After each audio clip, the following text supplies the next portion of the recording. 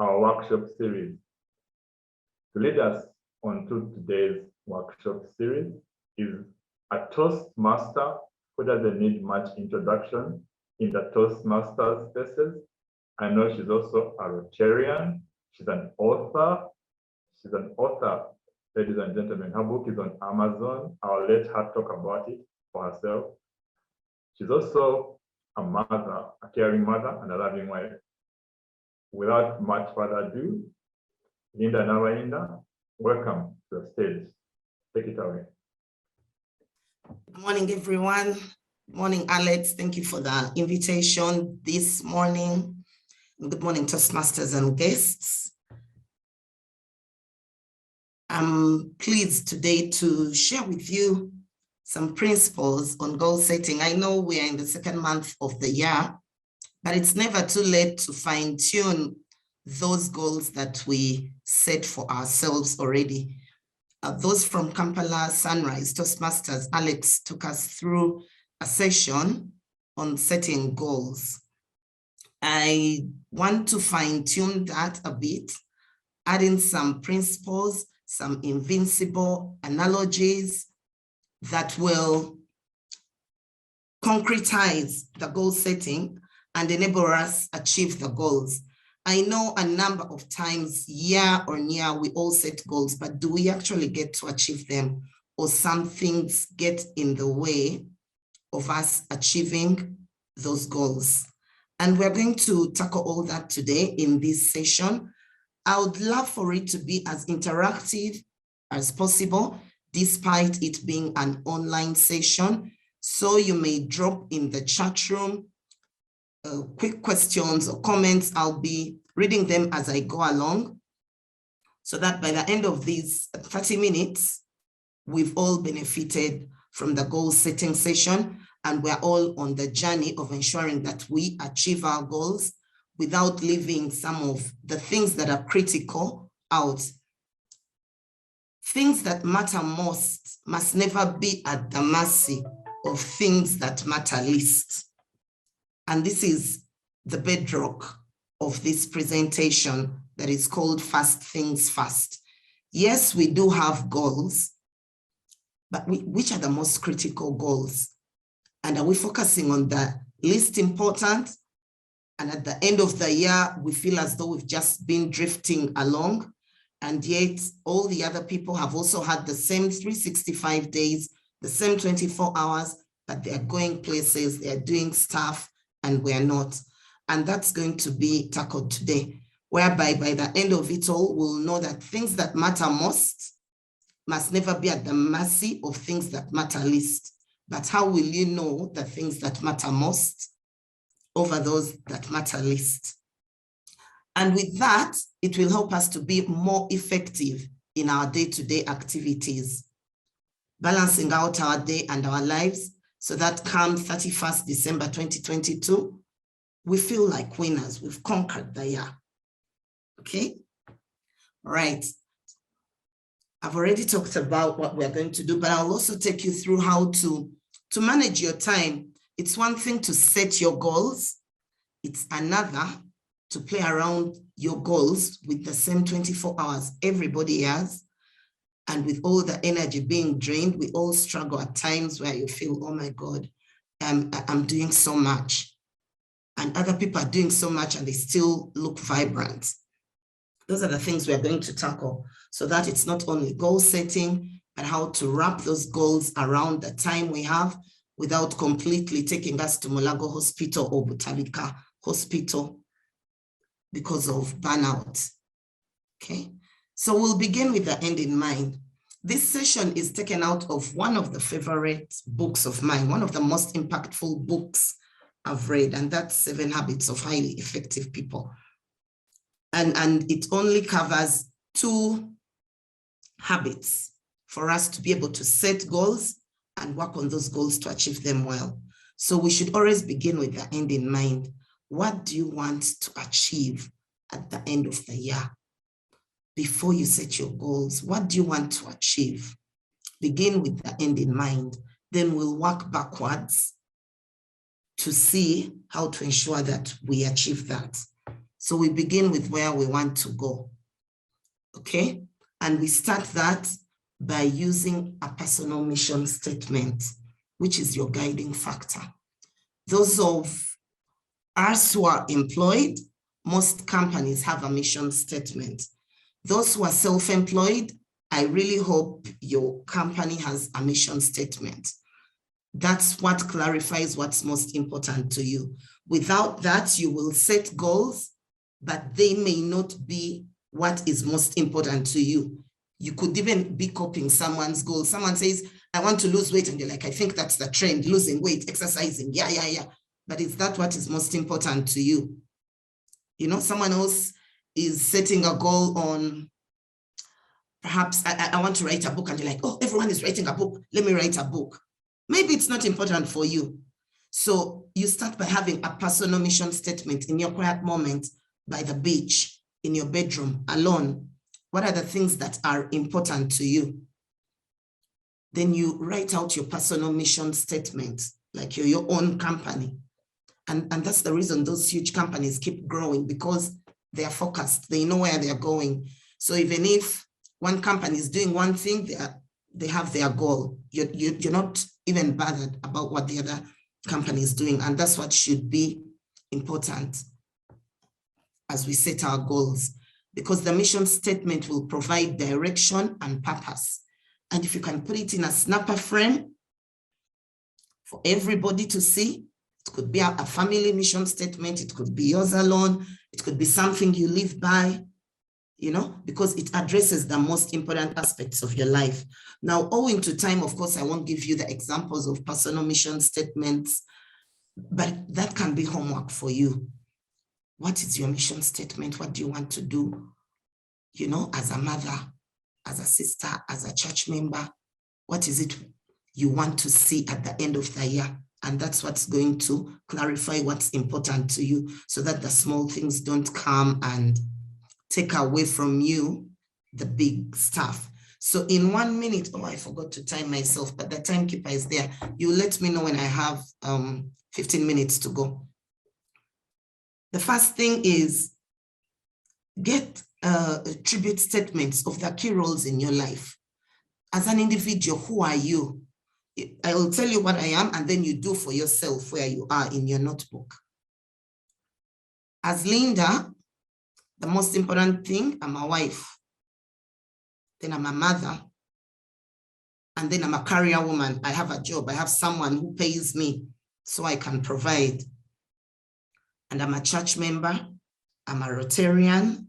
I'm a sister. I am a friend. I'm a Toastmaster.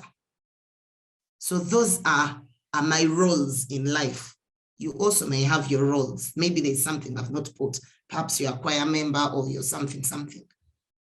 So by you asking yourself what legacy you want to leave in each of those roles, as a wife, as a mother, as a career woman, as a line manager, as a choir member, as a Rotarian, as a Toastmaster, those are my most important relationships and responsibilities in life. And if I'm to drop dead right now, what do I want the people who I interact with in those roles to genuinely say about me? And that gives me clarity of where I want to go.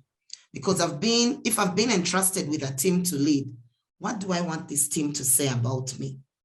If I've been blessed to have a spouse, a husband, what do I want my husband to truly say about me deep down? Or my children or my Rotary Club? Am I adding value? And what do I need to do to add that value? That's the guideline that you need to define your goals in life, your big mission statements in life, okay? So what are your key roles? You write that down. That will be for your notebook. We are not going to, you know, otherwise most times this session takes some time for you to, once you concretize that, then life gets a lot better. So if you've identified all your 7 roles or 10 or whatever, and then you've put a name against each role, you know, identify a key person's name for each role. So I'm a wife to Jack, and I'm a career woman in Airtel, and a mother to the Jays, whatever. And then you visualize what you want these people to say about you, you know, when your time has come, or on your 80th birthday, the legacy. And these are what we call your big rocks. These are what we call your big rocks, your key roles.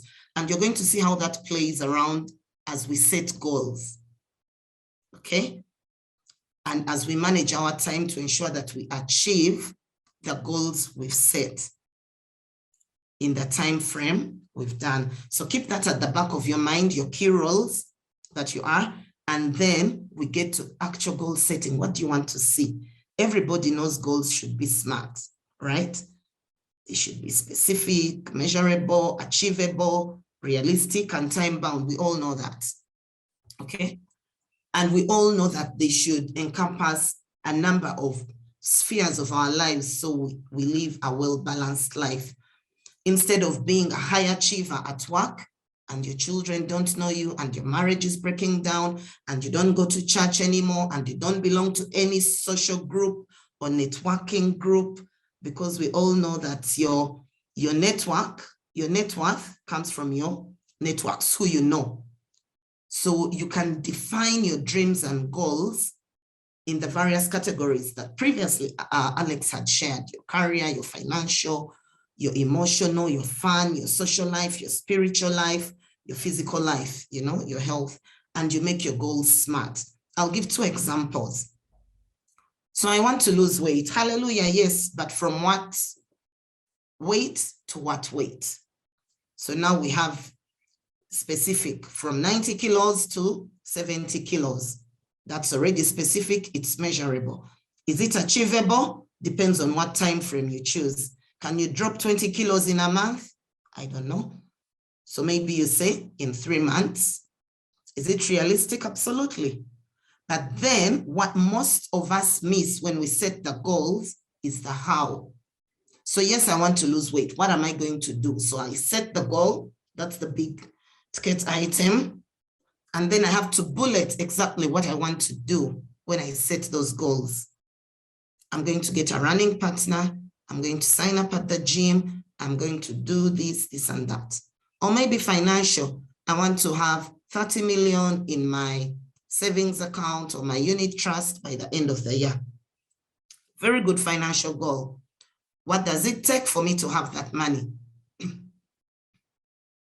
That means I'm going to start a side hustle.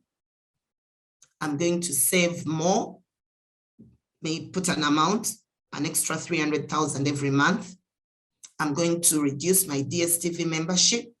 As in, you have to put the actual things you're going to do for you to realize that goal. Making it specific and time-bound without the actual things you're going to do will result in, come 31st December 2022, you wondering, but I keep setting goals and I never achieve. You want to write a book? Hallelujah, yes. When do you want it published? Time-bound. What are you going to do about it? I'm going to write 500 words every day or every week or every something. I'm going to broaden my networks. What are you going to do? I'm going to join the church choir. I'm going to join Toastmasters. I'm going to join Rotary. I'm going to the Lions Club. I'm going to join, I don't know, running, mountain hikers. There are all kinds of social groups out there.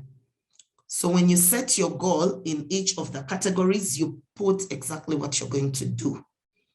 And it's important not to have so many goals again. If you feel there's a certain area of your life that you want to really broaden and improve, then that will have that stronger goal.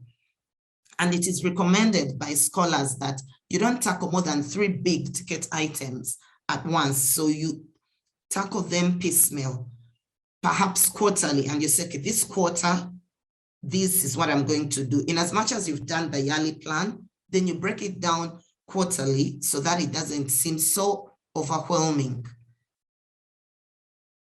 You do it quarterly, quarterly, quarterly, quarterly. And then that way your goals are smart, measurable, achievable, and realistic. And most importantly, get an accountability partner.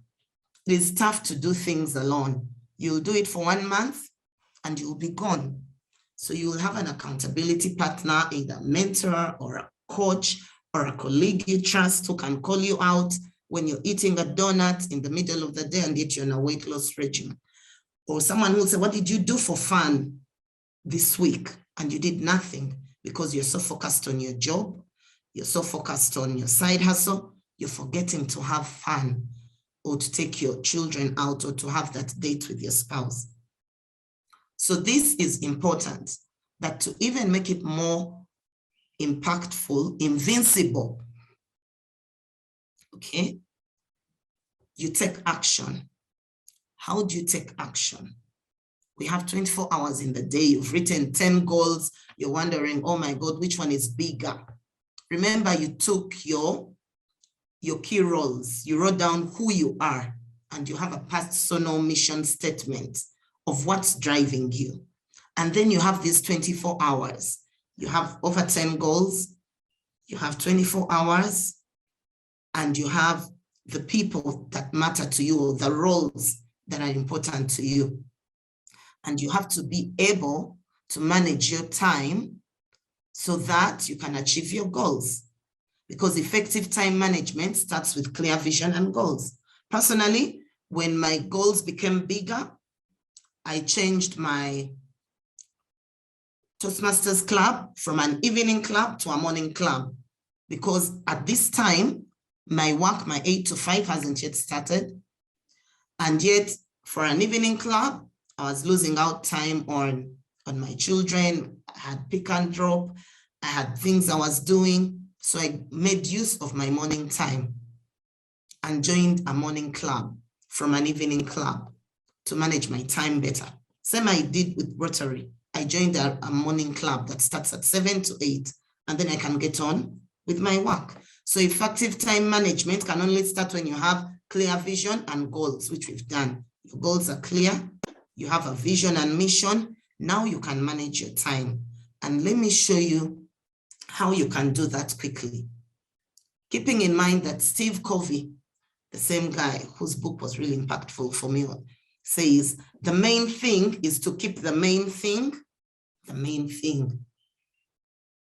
The main thing is to keep the main thing, the roles, the rocks, the main thing. Otherwise, you'll be keeping small things, doing the small things and forgetting the big things. I want to share a 1-minute video, and I pray that my sound will be clear so you can understand what I'm talking about. Excuse me, about prioritizing your life, all these goals you've put together in the little time that we all have. And we're calling your big things, your heroes, your rocks. Whenever they mention rocks, those are the big ticket items in your life that you wrote down. Okay. Story about a university professor that wanted to make a point about the importance of prioritizing how we spend our time. The professor stood in front of his class with a display of items. He took a large empty jar and filled it with rocks, approximately 2 inches in diameter. He then asked the class if the jar was full, and they agreed, yes, the jar was full. The professor then took a box of pebbles and added them to the jar and gave it a little shake to move the pebbles into the open areas around the rocks. The professor asked the class again if the jar was full. They agreed, yes, it is full this time. The professor then took a box of sand and added it to the jar, filling the spaces between the rocks and the pebbles. He asked again, now, is the jar full? They laughed and agreed, yes, it's full. This jar represents your life. The big rocks signify the really important things in your life, such as health, family, and friends. The pebbles are the other things that matter in your life, such as work or school. And the sand signifies the remaining small stuff, such as material possessions. Now, if you were to reverse the order of filling the jar and add the sand first, there would not be enough room for the rocks and the pebbles. The same principle applies to your life. If you spend too much time on the small stuff, you won't have enough space or time to focus on the things that are truly important, the big rocks. So, prioritize the big rocks first. Practice self-care, spend quality time with the people you love, and the rest is just pebbles and sand. They will always find some space. Thank you, thank you. That was beautiful. I hope the sound was okay. Alex, confirm, please. Yes, Lynda, we had everything. Okay, and that's the analogy I wanted to share that is quite invincible. If you first fill in perhaps your weekly calendar timetable with the big rocks, then the small things fill in the other spaces. By the time someone is coming to ask you, oh, escort me here, oh, do this, your big stuff has already been taken care of, and you're telling them, okay, let me check my calendar. Where can I fix you? That's the sand. But the big rocks, the dental appointment, the concert for your child, the date night with your husband, the gym, those are the big rocks. And those go into your weekly planner first before you put in the small pebbles. And then the sand is every other thing that can come later.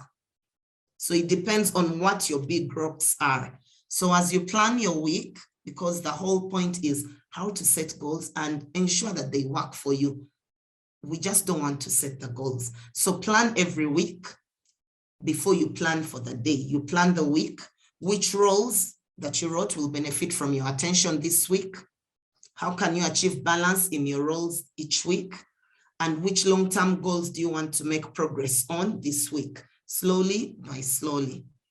Okay, we've already seen schedule the big rocks first, then organize the rest of the activities, tasks around your big rocks. So don't be mad when your friend says, I don't have time this week. Can we do it next week? You're not their big rock in that week.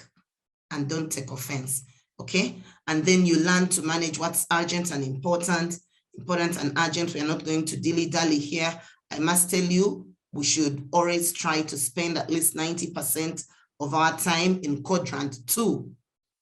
In a longer session, would explain how all this comes into play, but we should spend most of our time in important, not urgent.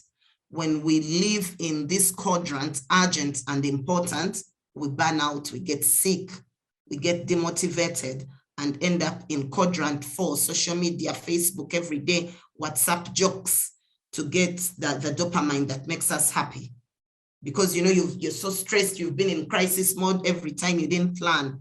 But when you plan and you're operating in important, not urgent, at your pace, you scheduled your big rocks, stuff is going. When people bring their emergencies, they have to wait.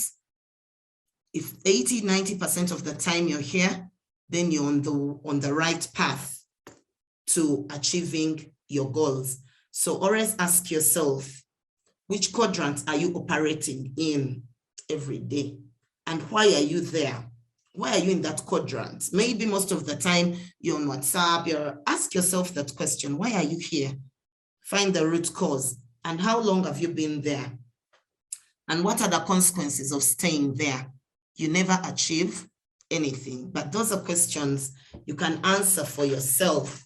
Not today. This is just a sneak peek for you to know. People who love saying yes to everything end up here. You're doing other people's urgent things, but they're not important to you because you have your mission statements. So unless you have a bigger burning desire, the big goal that you set, you will be in quadrant 3. Okay? So I'll move on from here. Identify activities in your typical day or week. Assign the activity to a quadrant and check where you're spending most of your time based on your roles. Otherwise, it will be very tough to achieve those big audacious goals that you set out for yourself, okay? Then find ways of eliminating quadrant 3 and quadrant 4 as you go along. It won't be easy in one day or two, but if you're purposeful and you have an accountability partner, it's doable. So these are other tips you can use as you're trying to work on your goals. Break up the big goals into smaller goals. So you have a big task, you're writing a book, you're building a house, you're starting a side hustle. It doesn't happen in 1 week or 2 weeks or 3 weeks. Break it up each week. What are you going to do towards that goal? Break it up into smaller pieces. Then focus on your big 3 every day. 3 big ticket items, 5 medium, and then 1 that is wishy-washy, and then leave space for emergencies. Plan ahead. Use the night before to plan for the day ahead. Before you sleep, look at your calendar. Okay, this is what I'm doing tomorrow. But remember, you'd already set your week ahead. And most of the people who interact with me as I've gotten better. If you ask me, this Saturday come? No, I set my program even 2 weeks earlier or 3 weeks earlier, because I don't want it to jinx, my big goals. I've already placed that where I want them. So the rest can only fit in the free slots I have. Then be realistic, match your list to your time and energy. Who is the timekeeper? I'm not seeing her cards. Match your list to your time and energy. Don't think because Lynda is doing this, even me, I can do this. Because Alex is doing this, I can do that. Know your limits. How much energy do you have to do what you want to do?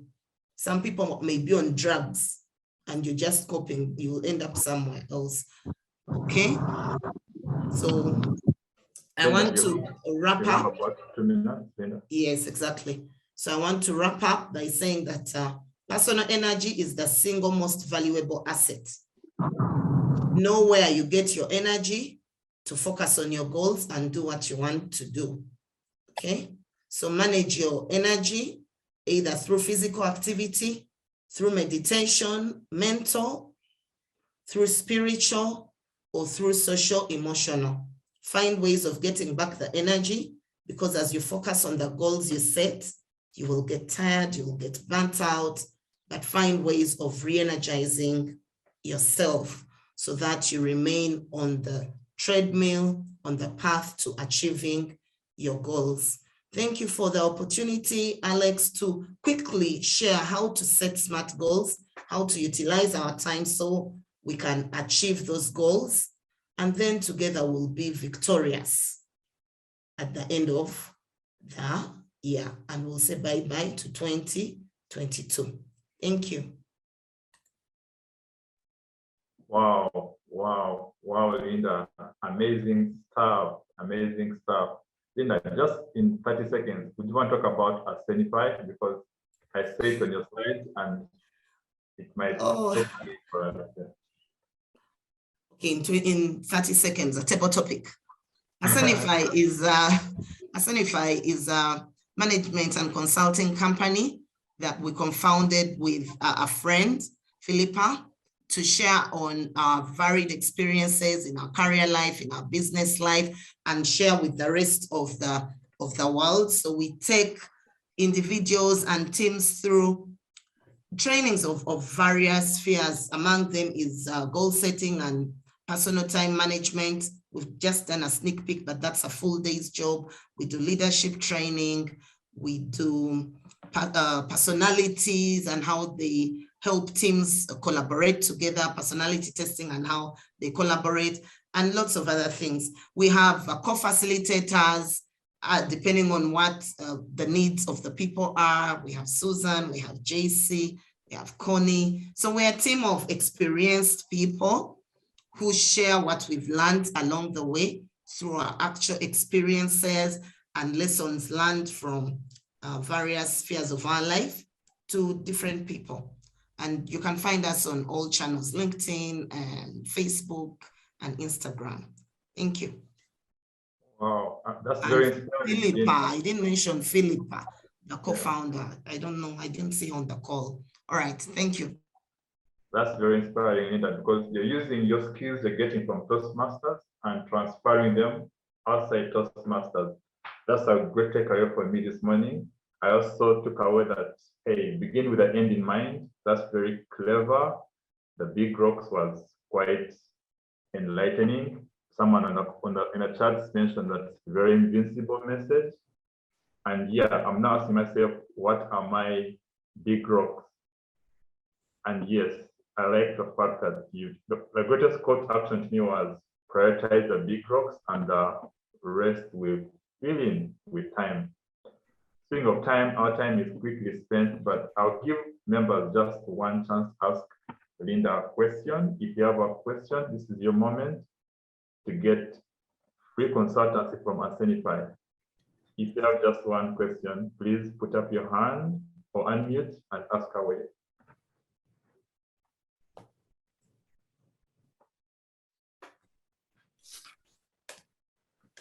I think Lynda, you're quite clear. Your slides were also very clear, so members don't have much to ask. A member in the chat is saying, thanks, Lynda. Reminded to refocus on the things I'm slacking on. That was Brenda. Also, Sandra has been quite touched with your message. She's saying, beautiful presentation, Lynda. My notebook is full. My goals are smarter today. Thank you, Sandra. Wow, Lynda, you should come back. We'll let you know when Lynda is coming back for part 2 of this session. As you know, we have to book her a month in advance because her calendar is probably full. I'd like to say something.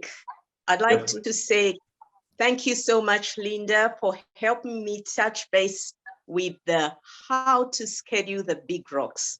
I was a big fan of Stephen Covey about 10 years ago, and that helped me put my line and my priorities on the right track, and I achieved a lot. But as the times went by, I kind of slackened, and it was so beautiful this morning and inspiring for me to say, what happened, Christine? Where are your big rocks? I used to schedule a month in advance, 3 months in advance, a year in advance into my Covey planner. And then I was wondering, where did it go? So Lynda, you have told us an invincible plan of how to get there, how to do it. But how do you maintain it 10, 20 years down the road? Over to you, Lynda. Thank you, Christine. A good question. I've suffered the same myself. How do you maintain being that organized, being that, after some years you dwindle, and it is good to refresh. And what has worked for me is some months, some years I've reduced on the things that I call the big rocks. A personal example is Toastmasters. There's a time I was on a roller coaster because it was a big rock to improve my public speaking. I was a president in the club. It was a big rock for me. And then I took a break for about a year or two so that other areas could come in. Otherwise, I felt I was losing it. So I reduced on the amount of the goals, the big rocks in my life so that I could take on a few and then do those well.